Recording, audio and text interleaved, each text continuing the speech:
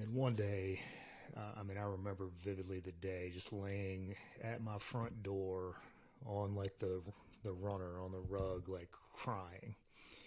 And I heard my son in the other side of the room just ask my wife, like, "Hey, what's wrong with Dad?"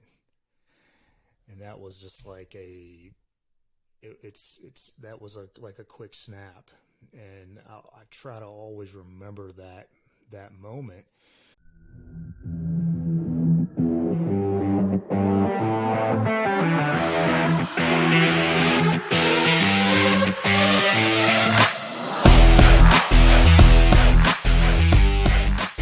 Cool, man. So we got Eric Portwood. Met you on social media through my Rising Father brand.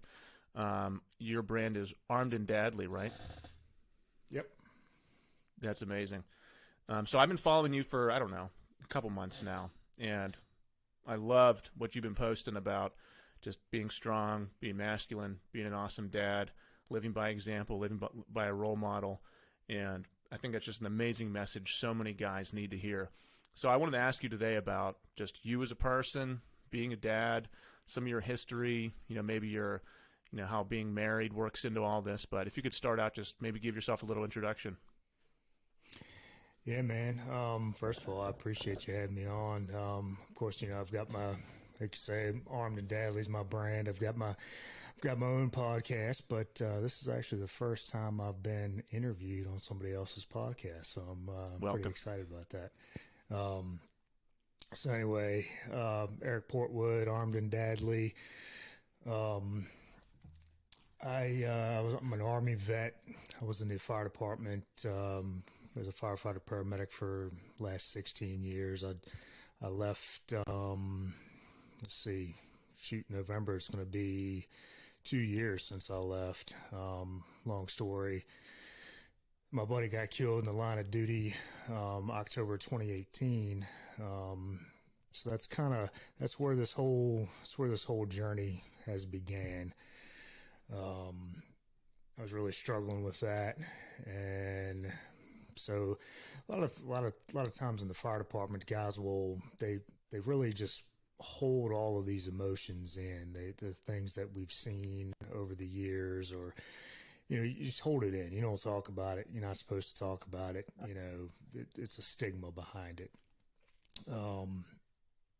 Anyway, so one day, there's two like big pivotal moments to where my brand kind of came to life. I was working full time, working 24-hour shifts in the fire department, and I came home and I was selling real estate at the same time. So I was burning the candle at both ends, and then trying to still be a good husband and a good father. And something gives, and it's typically not the right thing that gives. But I come home and, I told my wife, I was like, it would really be nice if I felt appreciated when I came home, after all of this work I'm doing. And she just looked at me and she's like, "Well, I never know who's coming home." And that was you're right about that, because I could be two different people completely. Now, is that from your work or from your experience in the Army? Probably a little bit of both, but honestly, just burning the candle at both ends. Mm-hmm. Just overworking, just trying to do too much and not focus on the right things. Mm-hmm. And so that was part of one of the reasons Armed and Dadly was came to life.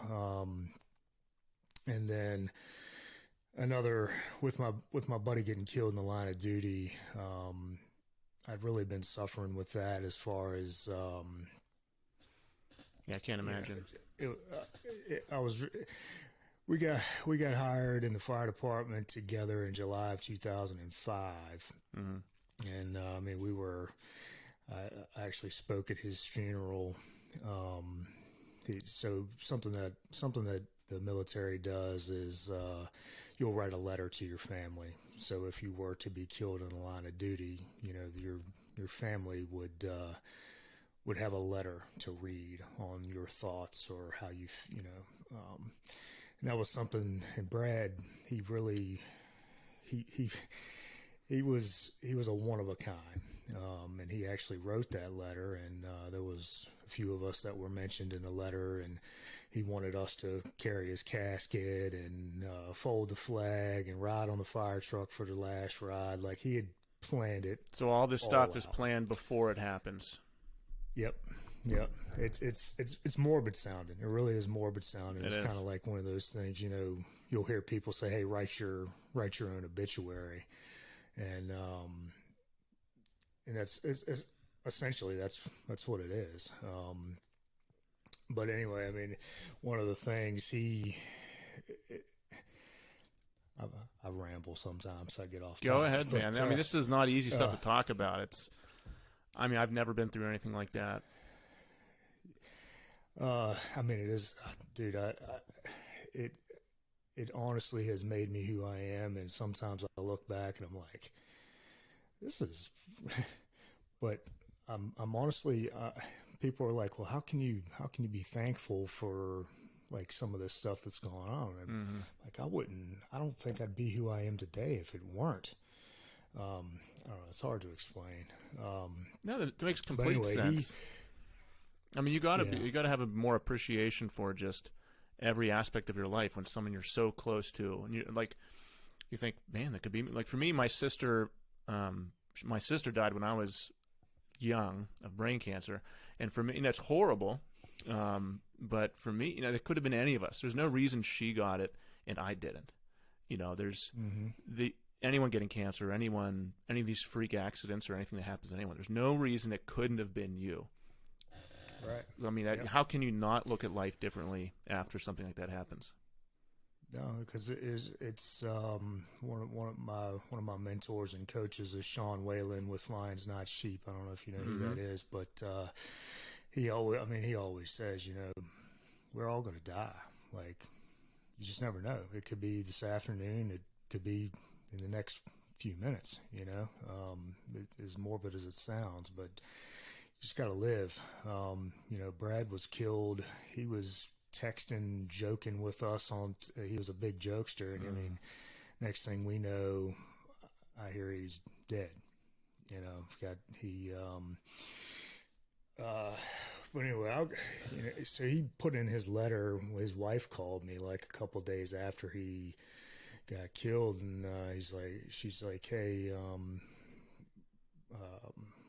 Brad put one more thing in the letter. He wanted you to speak for his funeral. What do you do? You're not going to say no to somebody's. I'm gonna get choked up. But so that was something that he saw the what's the right word? He always believed in me and other people than we would ever believe in ourselves. Like, he could see potential in people. So, after I spoke, man, people were like, man, you need to like speak. You need to, and I'd never been like open on social media. And that was actually when I started posting on social media. It was January 2019 was my very first post. And, that was kind of when I was born. And then I'm all over the place, but what do you mean that's when you were born? That's your birthday? What did I say? You said on January 19th you started posting, and that's when you were born. Oh, that was kind of just when I mean, that is a way to say it. I didn't realize they even said it that way, but I was always to myself. I'm still kind of introverted, but I was always to myself. I never shared my thoughts, and people were like, hey, you really should keep sharing. But someone like you has so much to offer people, because your average Instagram person is you're not seeing the real thing. It's very curated, and there's many more guys out there like you who have real experiences. You're not 18 years old, ripped, living on a beach, some hipster influencer. Like, you're actually going through shit. You've lived an intense experience, and you have real things that people need to hear, because guys are going through the same thing. They need to know that this guy's, going through it. He has words of wisdom that can actually heal you. Someone could listen to you talk, and it could really affect them deeply, and it could heal them. So, you can be yourself on social media and really help people, because the way it works is, people will follow you and like your stuff and comment that want to. If people don't want to, you'll have the occasional troll. They just get filtered out. So you just build your own audience. Right. And if you are you on social media, then you're going to get people who like you and want to hear what you have to say. Yeah. Yeah, and that's why it's important. That's why I was drawn to your stuff. It's obviously real, and it's being strong fathers this day and age. The way I won't get into political stuff and all that, but there's enough podcasts out there for that. The same page. Yeah. I think we're all on the same page when it comes to. We need to be the example as fathers, and that was a segue into what I was going to get into a minute ago. So when I was struggling, when I was in that really deep, dark place from losing my friend. I would find myself in a puddle of tears sometimes, and one day. I remember vividly the day, just laying at my front door on like the runner on the rug, like crying. And I heard my son in the other side of the room just ask my wife, like, "Hey, what's wrong with Dad?" And that was just like that was like a quick snap. And I try to always remember that moment, because that was another big pivotal moment of like, man, he can't see his dad like that. It's okay. Like, believe me, like, he needs to see his dad cry. I think our kids need to see us cry. That shows strength and vulnerability. I try not to use that word as much as possible, but they need. We're trying to be the example, and we can't be a mess. We got to be an example. Yeah, I agree. I think there's so many different philosophies of parenting and being a father. One of them out there is, coddling and being emotional, and your kids can, feminize the boys and all that kind of stuff. But there's you also as a dad have to display discipline and emotional control. You like you said, like, my wife has even told this to me before. She's like, "Thank God you're not one of those guys who are just like crying all the time." She was like, I couldn't handle it. I was like, yeah, I know. Like, and that's, some people are like, oh, well, that's offensive, or it's not progressive or whatever. Like, no, it's okay to be a strong, have it together man, father that sets the example that your family looks to as a rock. Like, even if you have inner turmoil going on, like, as dads, I feel like we kind of have to suck it up a little bit and be like, everything. So your family members can say everything's okay because Dad's okay. Like, Dad looks calm. Dad's got it. Even if you're lost in the mountains, like, hey, we're all good. We're all, like I was a month ago. I was like, we're good. We're lost in the mountains, but Dad's laughing. He's having a good time. He knows what's going on. You gotta just suck it up sometimes, and even if you're just pretending and faking it, that you're good. So anyway, we were in the mountains. We do a lot of that. We were in the mountains on vacation, Shenandoah Valley, which I've never been to, which is amazing. It's only 4 hours away from where we are. And Google took us, we went to this real high mountain, and then Google was showing us how to get back to our cabin. Took us on the wrong side of a mountain somehow. So then they told us to take the state road across the mountain, which is like a dirt path. So we drove 30 minutes into the mountain, and then we reached this. And the road is so small. I mean, my truck tires were like half off this cliff. We reached this red metal gate that's just crossing the state road. And everyone's freaking out. They're like, "What are we gonna do?" I was like, "Oh, we're just laughing about it. We just made a video. We're like, this is funny, because if I would have been freaking out and be like, man, I'm gonna have to backtrack and possibly fall off the cliff, like the whole family would have been in disarray." So yeah, it's a joke, no big deal. Dad's got it under control. We just went back and took another hour to find our way back. But yep. No, that's prime example, man. I like it. But yeah, I mean, you were saying that before I told you my mountain story. That you had that moment where you were a little out of control, which it is going to happen. Like, we're not robots. We are real people. And I also think, like, our kids have to see moments of our life where we're improving. Like, maybe your kids saw that happen to you, and then they saw you learn from it. Yeah. Yep. Yeah. No. I mean, even my son knew. Like, my son knows when there's certain things that are going on in my life that I don't necessarily love doing at the time. Like, currently, it's real estate, which was not my prime thing that I love doing right now, but it's just one aspect of it. You're practicing real estate right now? Yeah.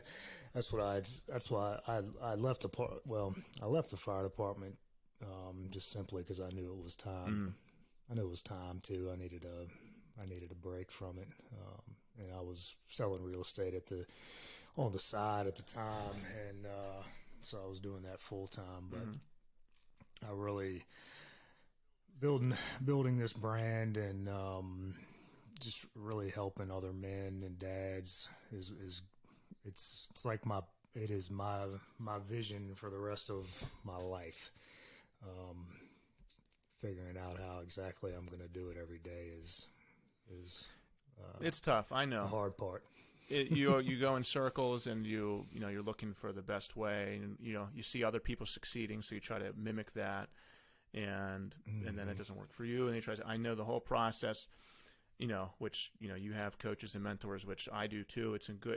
You can skip so much of that anxiety and pain if you find a guide to show you the way. And I know you know the importance of that.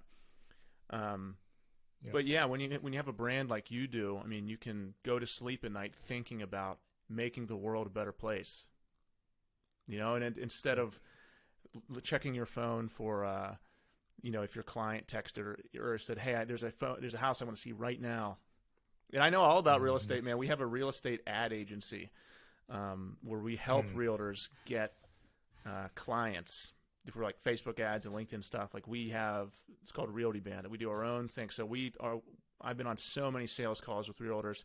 I know everything that keeps them up at night, and I could not do it. I could do it if I walked in successful. So I don't want to go through the building process and the getting your name and reputation out there. It can be a hellish thing. But hey, if you can get some commission checks, those are nice too. It's a lucrative business. It really is, and you can help people, but when it's been difficult, it's a difficult transit and this is part of what I really want to help guys that have been in my shoes before, the Army and the fire department is something that we struggle with is identity. And because even today, like if you were to ask me right now, "Hey, what do you do for a living?" I've gotten to the point to where I'm just like, I just work for myself. And I try not to identify, because for years I was able to say, "Hey, yeah, I'm a fireman," and for that's like an immediate honorable thing to say, or you get immediate respect from somebody. So I found after I left the fire department, when I say, "Well, I'm a realtor," it was like immediate distrust. Like, It was like salesman. Oh well, I need to stop talking to this guy like right Yeah. now, and that was really tough for me. And I don't know, real estate has made me. It's made me realize that people don't do what they say they're going to do, and it's I don't know. I like to stick by a couple core values of honor and respect. And Yeah, you can get lost in that hard. in the sales world. It kind of gets to a point, where you say, well, do I want to make this money or not? And it doesn't have to be a moral line. Like, you can make money in honorable ways, like helping people, like exchanging real value for compensation. That's capitalism. That's a good thing. But when you get deep into that, in the seedy world of some areas of sales and real estate, and it can get really dog eat dog. I know all about it. Yeah. But yeah, whenever you have a brand like you do and a mission like you do, it really is much more fulfilling, I would believe. Yeah. So you have a kid, right? Yeah. I never stopped thinking about it.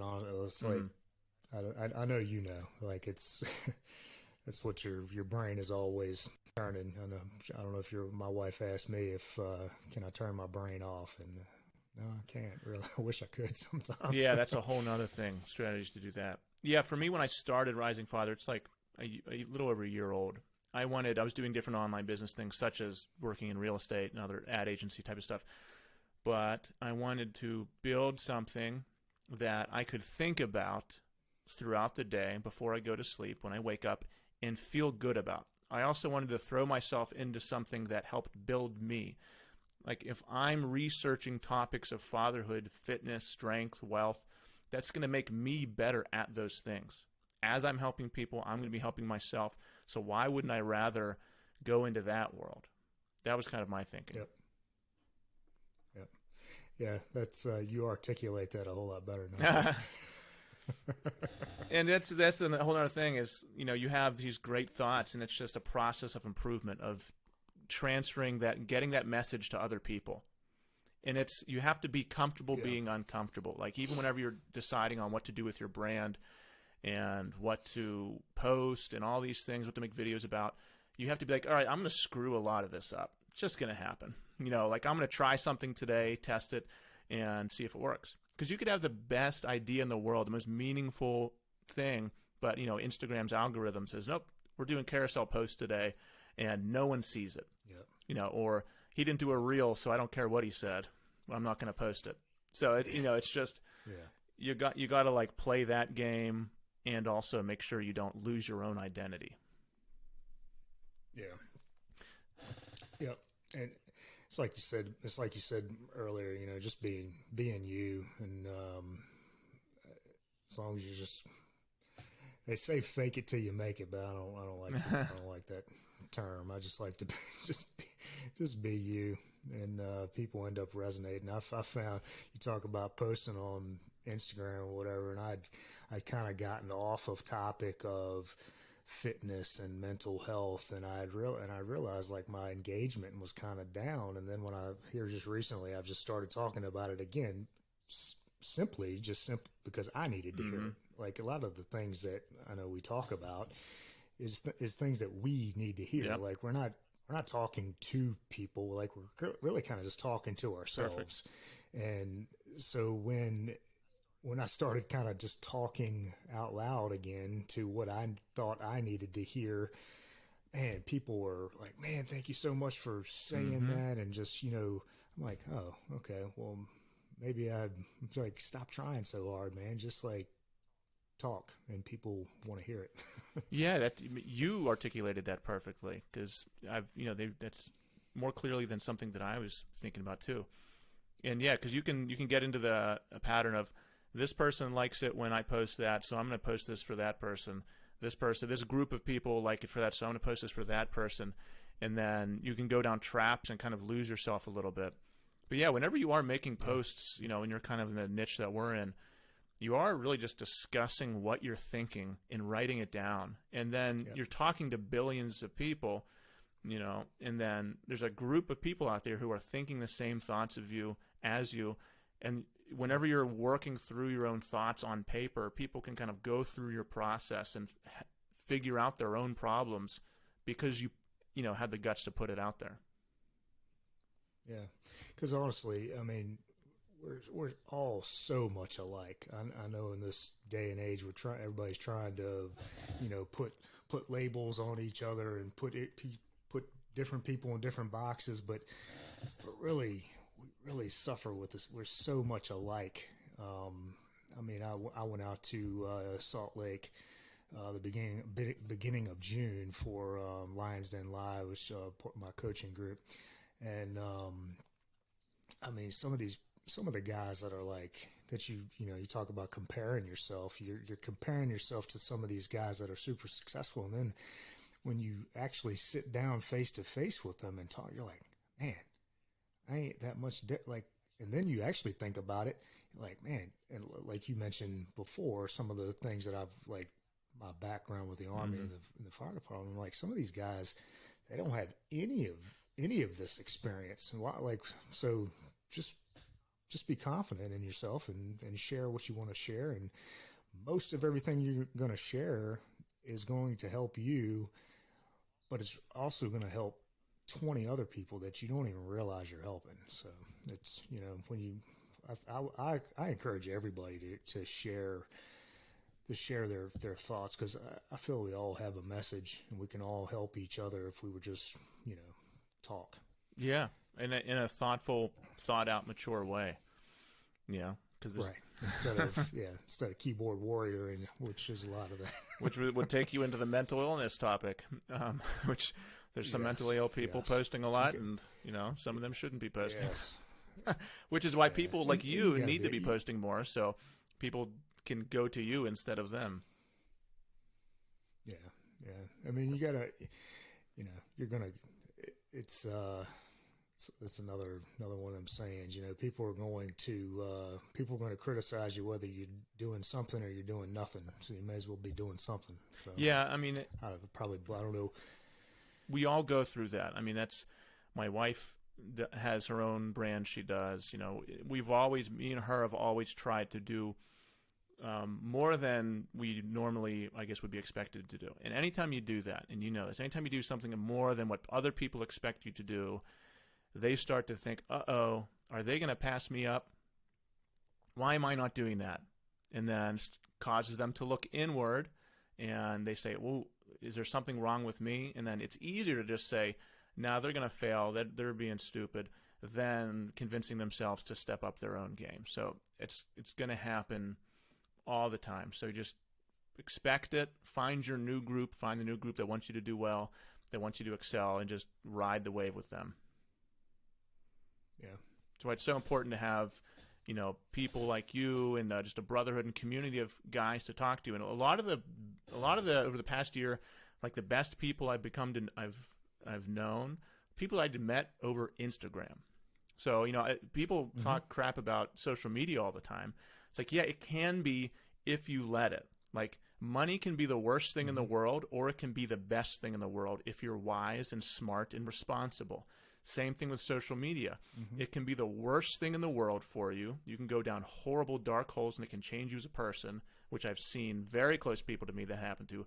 Or you can use it to help people, to find other people to help you raise up. Like, it just depends on what you decide to do with it. Yep. Eric, you've got how many kids do you have? Do you have one? I just have one son. Yep. He just turned 8. Same as my kid is 8.5 right now. I saw him. You guys went to the beach recently, right? Oh yeah. I moved there. I was stationed in Hawaii in the Army, and so I'm a beach bum for sure. It's my happy place. That's where all my creative juices come from, if I'm next to the water, for sure. So I kind of wanted to ask you a little bit about, the importance of, or I guess how being a father has affected just your daily actions. So you go through life, if you didn't have a kid, how would it be different than your normal day than right now, knowing you have an 8-year-old son at home? I think it's. I would like to. I would like to think it's. Most fathers would feel the same way, but I think you and I wouldn't be having these conversations if it was the case. But you know, we have an audience, you know, every day, and that audience is our kid. I mean, they truly listen and watch every single thing that we do. I mean, I'll say my son will repeat things. I'm like, how did you even remember that I said that, man? I said that like 3 months ago. And but they remember. They remember everything. They watch everything. So that has you know, from the story in the beginning is hearing my son in the background saying, you know, hey, what's wrong with Dad? That was you know, that pivotal moment of like, all right, he's always watching me. Where before you have kids, you know, I didn't make the best. I was a partier, man. I didn't make the best decisions. But all that goes away once a kid comes along, and it's doesn't for everybody. And that's why I think it's important for the conversations that you and I are having to remind those dads out there that are still trying to live a alternative lifestyle that they can't do that. You gotta set an example. Yeah, that has happened to me so many times where I'll just be going throughout my day, and then my son or daughter will say something to me that doesn't make any sense, but it's something that I said like 2 years ago, and they never forgot it. And I'm like, what? You remembered me saying that? Like, wow. Yeah. You're watching and listening to everything. And sometimes it can get you in trouble. Like me, on vacation, my kids were in the back seats, and me and my wife were in the front. And, you know, we'll be talking about something, and then we'll go into a subject that we'll think, oh, the kids are asleep. Their kids are reading the book or something in the back. They're not listening. And then we'll talk about something, and then my son Nathan will go, Dad, what'd you say about blank? You know, why did you say that about that? I was like, oh, okay, you are listening to every single thing I say. Let's talk about something else. But there's so many. I think they're like your account. I know there's so many great dad brands out there that preach that message of, you know, you are the model for your family, for your kids. They will do what you do. You know, if they see you exercising, like I know you do, like they are going to exercise. Like if they see you doing whatever, they're going to start doing it. Yep. And no, especially the exercise thing, man. I mean, I'm sure you know. I mean, your son will. I mean, shoot, my son went to bed late last night. It was like 11 o'clock, and he's 8 years old, but he's still up, and we were like shadow boxing in the living room, like, because he's like, "Here, do you know how to block this, Dad?" I'm like, "Yep, let's go over this." So, you know, it's instead of, you know, eating cookies, which we do our fair share of eating cookies, but we exercise too, and like you say, man, they model our behavior, no doubt. Yeah, I mean, your kid boxes. I had to stop my son from. He used to be able to just randomly punch and kick me, and it was okay. And I encouraged it if I was ready and he was using the right form. Mm-hmm. If he did it, if he punched me like in the stomach with the wrong form, I would make him do it again because he's been taught how to do it with the right form. I was like, no, you don't. Other people punch like that. You know how to punch. Then I have him do it over again. But now he's like 82 pounds now. He's been doing martial arts now for 6 of his 8 years. Like he can really hurt me. Like he can choke me out if he wants to. You know, he can punch if I'm not ready. It'd be like a Houdini thing where he punches me in the stomach and I'm just, you know, I have internal problems. Mm-hmm. So for him, like that part is done. He can't just randomly hit me. Like if he wants to practice kicking on my thigh, I'll let him do that if I'm prepared and he's doing the right form. But my son and daughter, because they both do jiu-jitsu, their thing is they'll just randomly try to do a takedown on me and we end up just wrestling on the ground. But I'm glad that's our family thing instead of like for us to have fun, we can wrestle and do jiu-jitsu on each other. For you, your kids, you guys box together and do athletic things. It could be like our thing together is we just eat potato chips and play video games, you know, and we'd be a very different looking family, and we wouldn't have this thing that we can do together forever. Yeah, that bring, just like this podcast that we're doing. I mean, I know you had your son on your podcast the other day. I mean, my son's been on mine, what, 4 or 5 times now. I can't even remember, but and I mean, half of those times it's like, hey, Dad, let's do a podcast. Yeah. I'm like, he enjoys awesome. it. I mean, and it's so cool to me that he'll be able to, I could be dead and gone, and he can go back and listen to our conversations. That's the coolest part. Is, I'm just so like, I've got almost zero pictures, not zero, but very few pictures of when I was a kid, of just me and my parents. Mm-hmm. Almost no videos at all. Almost zero videos of whenever I was a child. But like, these podcasts are so amazing. I'm just so happy that, I have a record of me and my son engaging in just straight conversation. 45, like we've done 2 of them, so for 45 minutes at a time. Like after he's moved out, has his own, like I'll go back and watch those. And like you said, after we've moved on, passed on, our kids are going to be able to watch that. They'll be able to share their kids. It's like a time capsule. I think it's amazing.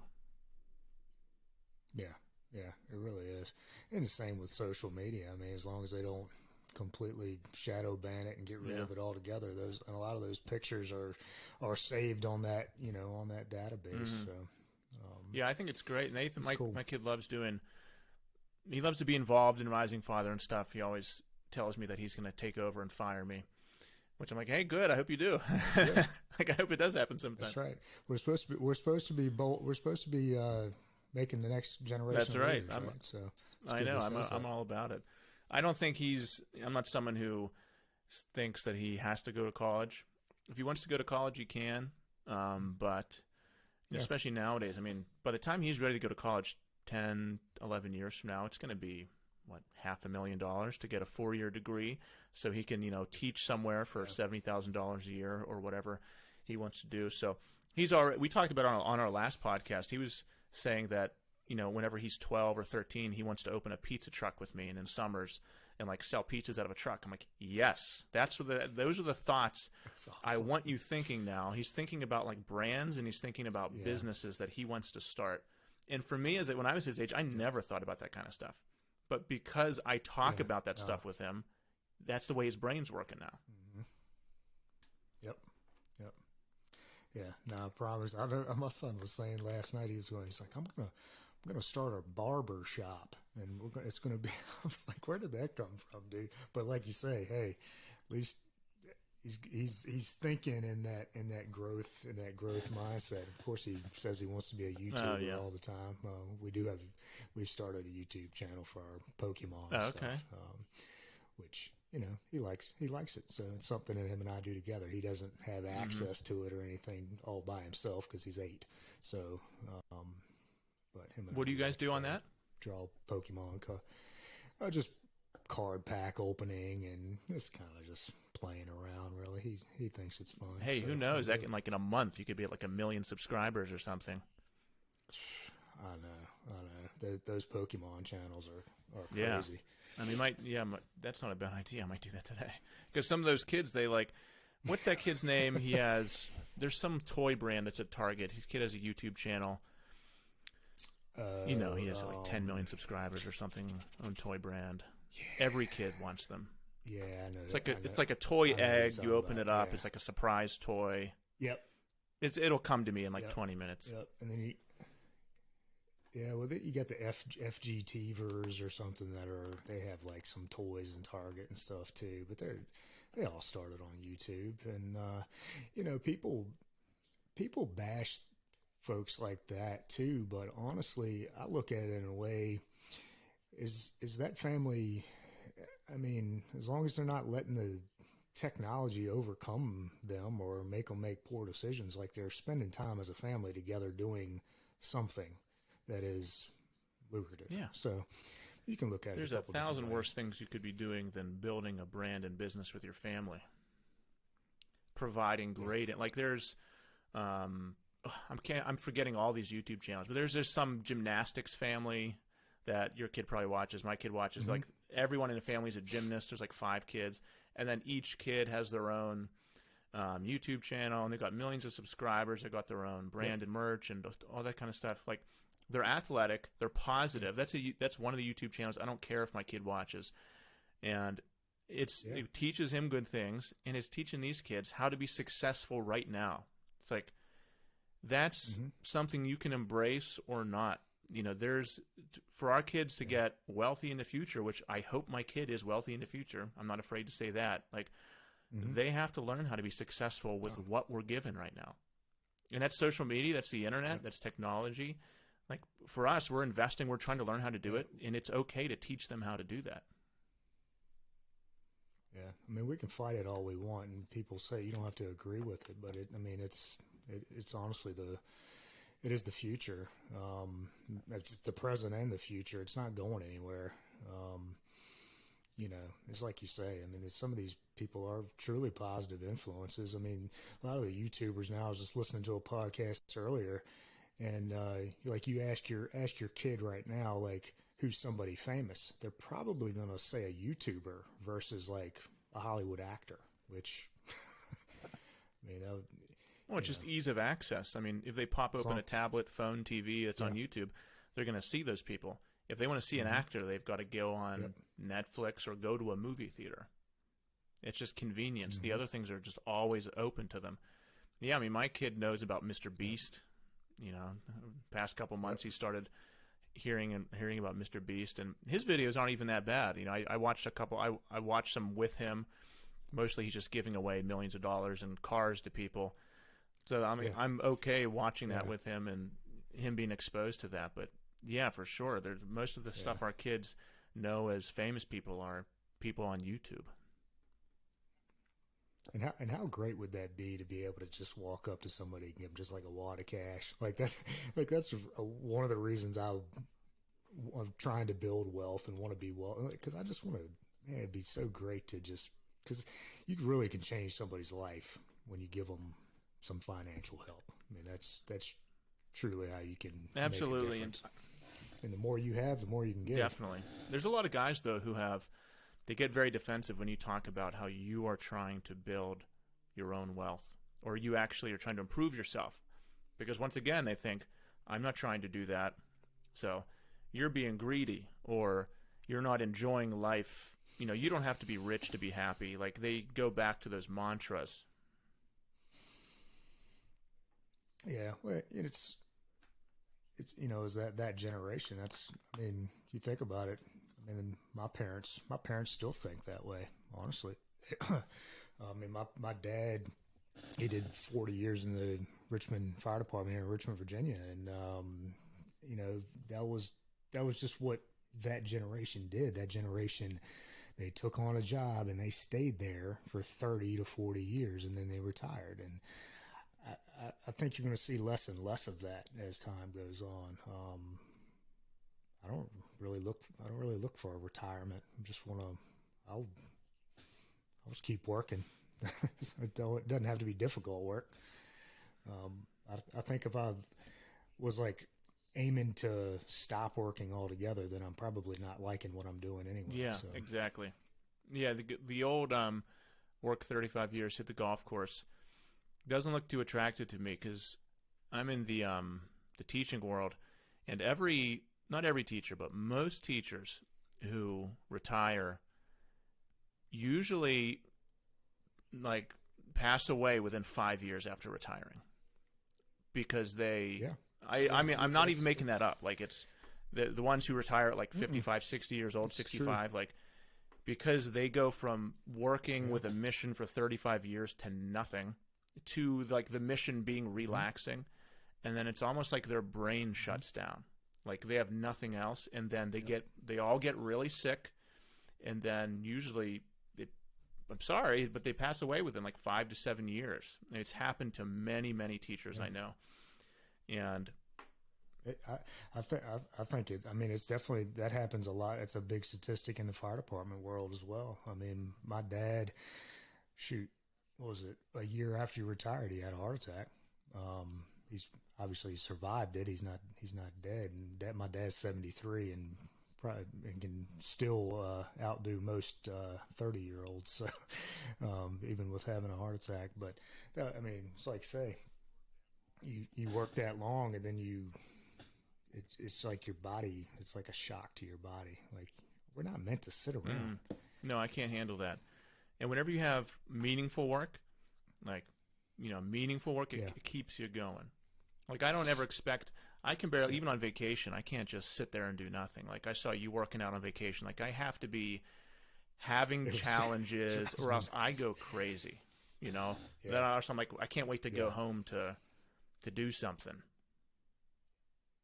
Like, I need to be active, having some type of mission, some type of challenge. Like when we were at our little mountain vacation, we kept on doing all these really hard hikes because you need that. You need to get that stress out and climbing up to the top of the mountains, coming down. It's like gives you something to talk about, gives you something to remember, and it's like an accomplishment. And I would imagine it's the same thing at retirement. Like if your retirement is just cruise ship to cruise ship and golf courses, first off, I would probably just start to, hate myself. Because like, what is your life now? Like, what are you living for? You just living to make yourself feel good? Yeah. Like, I couldn't handle that. Yeah. And, and then the first part of your life, you're just living to work pretty much. You're clocking in and going home and living for the weekend and drinking and whatever. Yeah. That's not the life for me. I could see myself, even it doesn't have to be a grinding 12, 18-hour day, when I'm in my 50s, 60s, whatever, but you can still be contributing to society. You can still be the wise old mentor that people come to for knowledge. You don't have to be, like, I feel like that has changed a lot in our societies. There's the people that go, that are in retirement age, that get older, that have grandkids, because they kind of lose themselves, they lose their mission, and they don't have anything that they're working towards, they kind of get disregarded a little bit. It's because, like, what are you doing? Well, this week I'm going to pull the weeds. It's like, but there's also other people I know who are that age who are very, very active. They're researching things. They're involved. Like, there's guys in my jiu-jitsu gym who are in their 60s doing jiu-jitsu. They're just starting for the first time, and you talk to them about what they're doing. They're doing projects. They're very, they're reading books. They have stuff to talk to you about. So I would rather be that, like an interesting, very active, older, wise person that people can come to for knowledge, including my own family. Yeah, that's you definitely described my dad. He's definitely the old dude that's got all the wisdom that I'm lucky that I can still go to him, and a lot of my fire department friends still respect him to this day, being 40 years in a city fire department and still in good great shape at 73 years old. So that's the type of behavior I've had over the years to model, which I'm trying to continue on that. And it helps me. A lot of guys out there that didn't have fathers like you did. Not that you're their father, but they look for advice and they look for wisdom. And simple accounts like ours, like yours, they can just say, "Hey, read a simple post that you made," and they could be thinking about that all day, and that could keep them from making some really poor decisions, and help them be a better dad, a better husband, and make a really good impact on the society and the world. What's one of the things you see, like, you come into contact with tons of guys, and you're also surrounded by a lot of motivated, successful guys, that you feel like this day and age, like past 5 years, past 10 years, right now, guys are really struggling with this. Like, we're dropping the ball here. We need help right here. Like, what's the number one thing you see?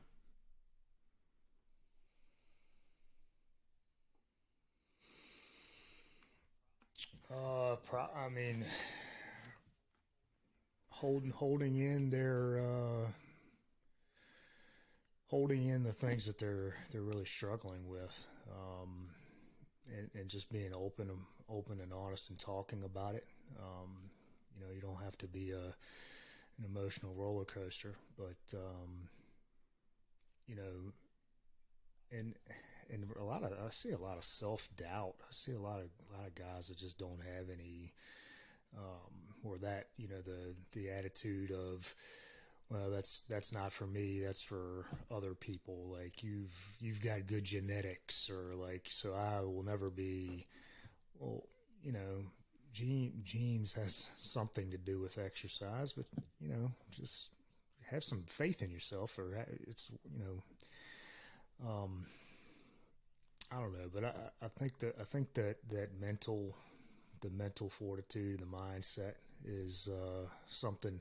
I know for me, and you know, like I said before, a lot of the times I talk and I say what people are struggling with, and it's honestly one of the things I struggle with the most is keeping a good mindset.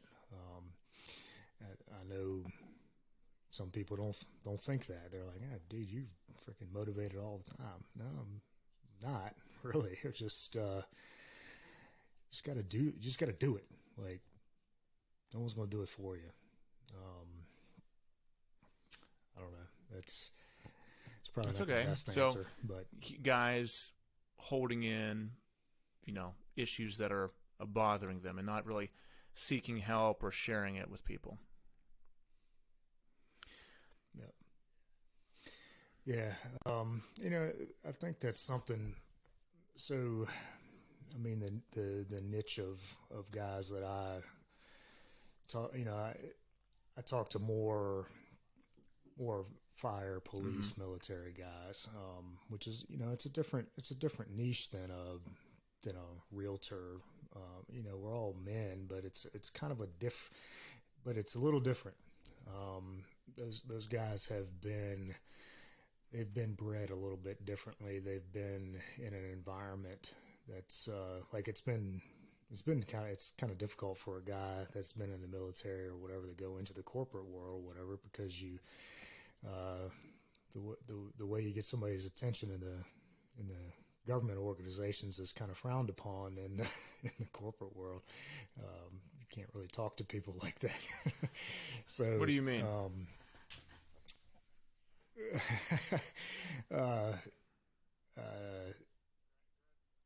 Grab. I don't want to. Can I cuss on this podcast? Oh, like saying I'm, you know, just like swearing and stuff, and yeah. Well, you know, you can't walk in a room and say, "Hey, listen up, effers." Yeah, you know that it doesn't go over very well. But like in the fire department, that was like the chief would walk in, and that's what he would say to get everybody's attention. So it's kind of it's a different world. I forgot. Guys that are struggling. That's my brain. You said that your kind of guys are struggling a little bit differently than your average guy. Yeah, because they're supposed to be in society. They're supposed to be that guy that doesn't have any problems, or everybody comes to you when the shit hits the fan, for lack of better terms.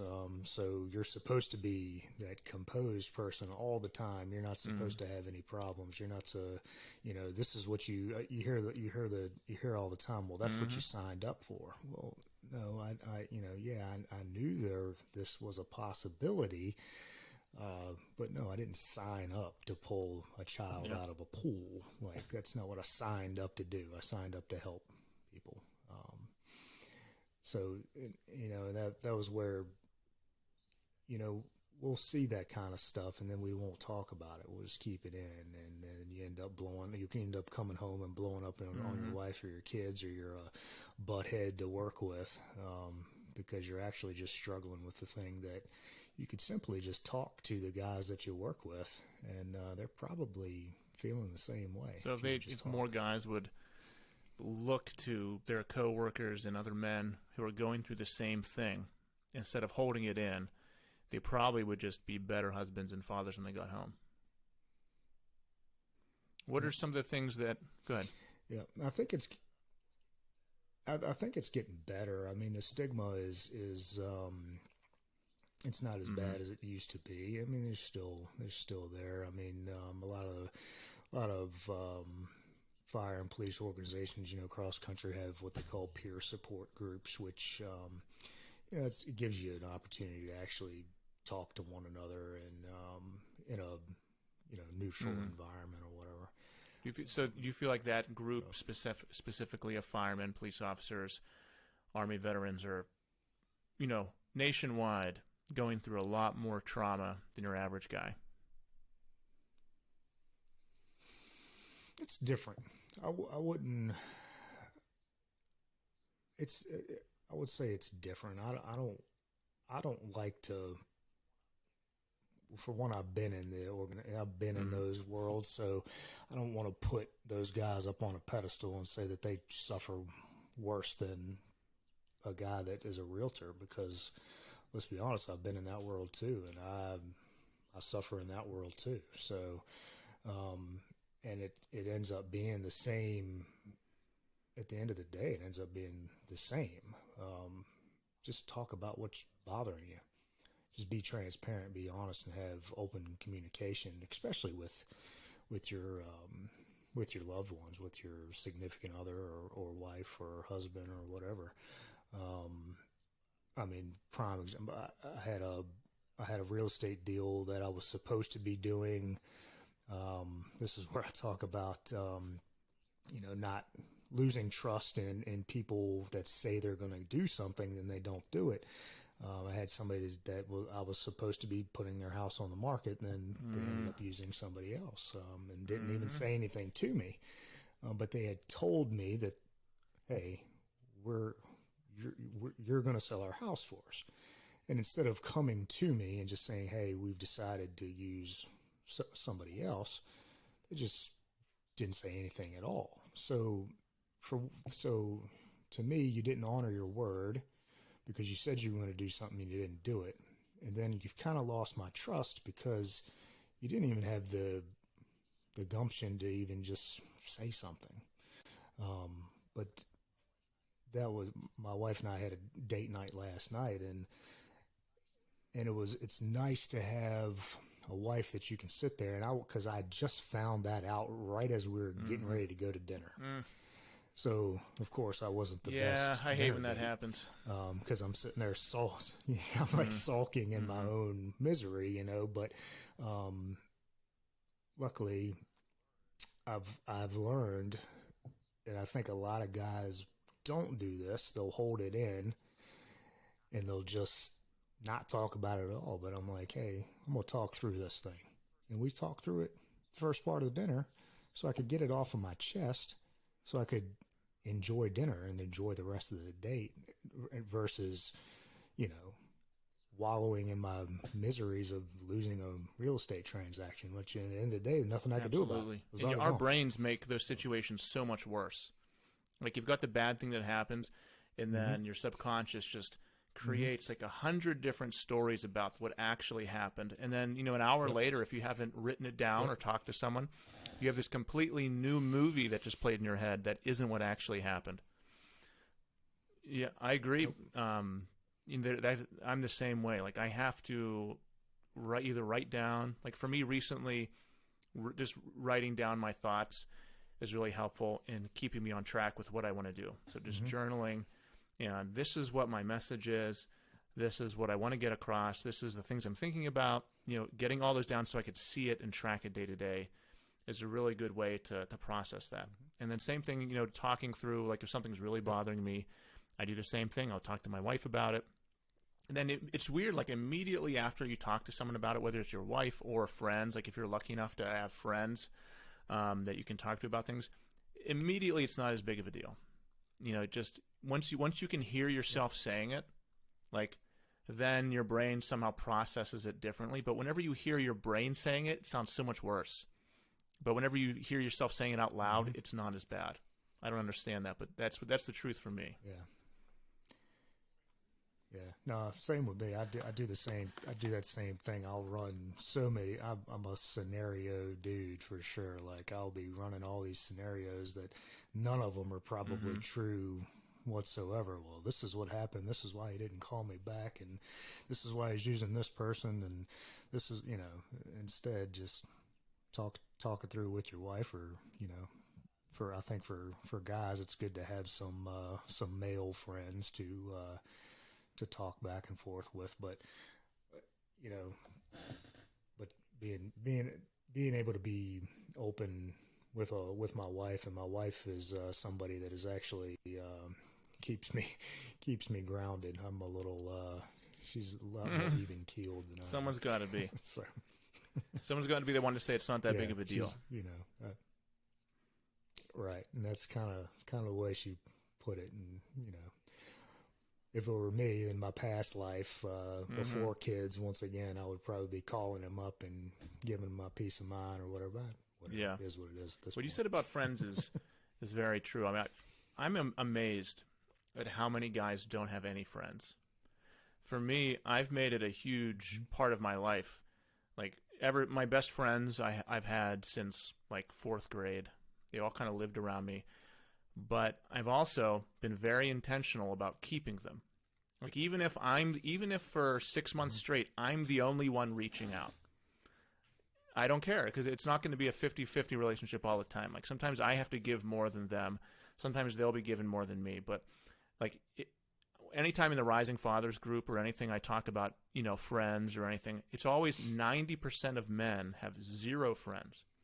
And then you'll get the occasional, defensive comment about, well, I don't need friends, I have my family. It's like, that's not the point, man.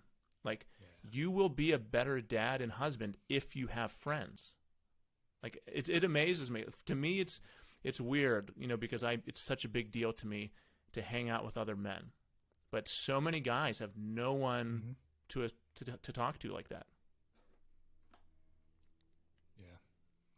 Yeah. No, I'm very fortunate in that aspect for sure. I mean, that's something that the fire department. I mean, you've probably got more friends than you need in that world. That's sometimes you got to weed out some of those guys. Like they're not. Some of them are not good friends. You gotta keep that circle small too. Yeah, and I feel like with me with jiu-jitsu, that's been a great thing too. Like if people say, well, what can I do?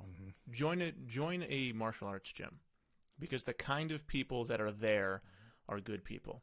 And even my son, like his best friends now, all are at the jiu-jitsu gym. Some of them go to a school, some don't. But the kind of person that shows up at a jiu-jitsu gym is probably going to be a good person. So, like, go to where the good people are. Just put yourself out there, be uncomfortable, be awkward, and you'll start making friends. Yeah, that's like so my son started Little League last year, and that's the same scenario with Little League baseball. I mean, and that's also a prime spot for you'll see a lot of good dads in that and moms for can't just single out the dads. I tell you, my wife she's probably she's definitely more of the baseball coach than I am. I really don't like either. Baseball that much, but my son likes it, and my wife is like obsessed with it. But she's a great coach for him, and my son likes it. And the kids that are there, who am I to just because I don't like it? He's in a good environment. There's the dads that are there are actually coaches and are good role models as well. So it's very similar, to jiu-jitsu. I wish I could get him into that. He doesn't really have any. I started it and I did it years and years ago. Then I did it in the Army, of course, and then it just hadn't been a priority. I enjoy it. Yeah, I mean, it definitely takes up your time, and if you're not getting something from it. I mean, there's a million things we all could be doing. I'd love to be getting way better at golf, at archery, at fishing, at a lot of things, but you can't do everything. Like for me, it's Rising Father, brand stuff. It's spending time with my kids.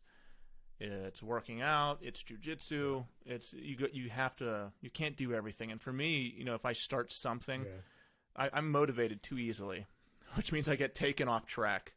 Like for me, I play instruments. I play saxophone. I know if I go to like a symphony concert, I'm gonna come back the next day and want to practice for 6 hours and forget everything else I'm doing. So I'm like, I can't go to that because I'm gonna be too motivated. It's like I need to focus on a couple of different things. Yep. So that happens to me. Yeah. No, I think it happens. I think like the guys in our world, I say that, but I think a lot of guys in general are just, shiny object girl, or, all over the place. I don't know if you've read the book, The One Thing by Gary Keller. Is the Keller guy that CEO or whatever, founder of Keller Williams. He wrote the book, The One Thing, and how we should just focus on, one thing versus a million different things at a time, which really resonates with me. I think that it goes to there's a lot of really good guys out there who just need direction. Like I went to the park this morning with my son. We did jujitsu, and then we had like an hour of free time, and I didn't want to come home, turn the TV on. And I also didn't want to come home and just get lost in work while he's doing something differently. So I said, if I go home right now, I'm going to be on my laptop doing something, and I want to spend this time with my son. So we went hiking, and I saw, we were driving our truck up to this hiking trail. I saw this ripped dad with a jug of water walking up this super steep hill with his 2 kids, younger than my kids. There was another dad bouncing his toddler right next to the lake. Like, I see so many awesome dads out there. I feel like that is, over the past 5-10 years, it's coming around so much more. Like, dads are so involved. Dads are so great. But to my point, like, there's so many great dads, but they just, hey, this guy said do this. This guy said do this. This person said do this and you'll be happy. This person, and then they try a little bit, and then they just start to spiral, and they kind of lose themselves a little bit. So from what you said, pick one thing, do it all the way, commit yourself, and you won't lose yourself, and you'll be a lot happier. Yep, spot on. I need to listen to that advice. I have good advice sometimes. I just need to listen to my own advice. So writing stuff down happens a lot. Sometimes I'm writing things down, like, I'm going to make a post about this. I want to share this. And I'm like, hey, that actually makes sense. Put that out there, Mm-hmm. Well, hey, I don't want to keep you too long. So I really appreciate it, man. Awesome time. I'm so happy we're able to do this for over an hour here. This is good. Absolutely, man. No, the honor's all mine, man. I appreciate it. Yeah, I really appreciate you reaching out. It's been great to connect with you, like you say, over social media and through the like I said, the Facebook group is where we first connected through. For sure. Life. So. Another great group of people. All right, so let's promote you a little bit. So I'll share this everywhere I am. So the brand is Armed and Dadly. On Instagram, and anywhere else you want to tell people? I got the podcast right now. I mean, I'm getting ready to build out my website, and I've got a Shopify store that I'm going to be. It's pretty much built out. I just need to get it activated. I also am planning on here very, very soon starting my own coaching membership style coaching group, and for dads, similar to what you're doing. So I don't think there can ever be too many of us doing what we're doing by any means. There's way too many people in the world that we can help and help each other. Definitely. Help them. So, so Armed and Dadly on Instagram is where I'm most active, and then the podcast, it's on Apple and Spotify. It's also Armed and Dadly. But yeah, I don't even have a website or anything right now. More people are on social media, so that's all that matters. Armed and Dadly. Yeah. All right, man. I really appreciate it.